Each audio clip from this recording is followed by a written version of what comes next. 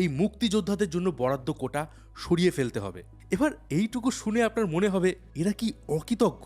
যে মুক্তিযোদ্ধারা দেশ স্বাধীন করলো, যাদের জন্য আজ বাংলাদেশ একটা স্বাধীন রাষ্ট্র, তাদের হক ছিনিয়ে নেওয়া হবে? আসলে বিষয়টা এমন নয়, একটু বুঝিয়ে বলি। 1971 সালে যে মুক্তিযোদ্ধারা লড়াই করেছিলেন, আজকের দিনে দাঁড়িয়ে কিন্তু তাদের মধ্যে অনেকেরই চাকরির বয়স নেই। তো প্রশ্ন উঠছে, এই কোটা তাহলে কিসের? দেখুন, একটু আগে আমি বলেছি যে মুক্তিযোদ্ধা যারা ছিলেন তাদের অনেকেই ছিলেন সমাজের খুবই সাধারণ মানুষ।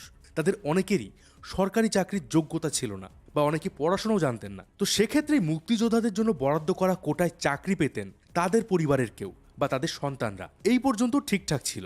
কিন্তু 2024 সালে দেখা যাচ্ছে মুক্তিযোদ্ধা তো দূরের কথা, তাদের ছেলে মেয়েরাও নয়, বরং কোটার মাধ্যমে চাকরি করছেন তাদের নাতি নাতিরা। আর এটা নিয়ে যুব সমাজের দাবি যে কেন মুক্তিযোদ্ধাদের নাতি নাতিরা এই কোটা ভোগ করবে, কারণ তারা তো দেশ স্বাধীনের সাথে কোনোভাবেই যুক্ত নয়। আজকের দিনে দাঁড়িয়ে একজন মুক্তিযোদ্ধার নাতি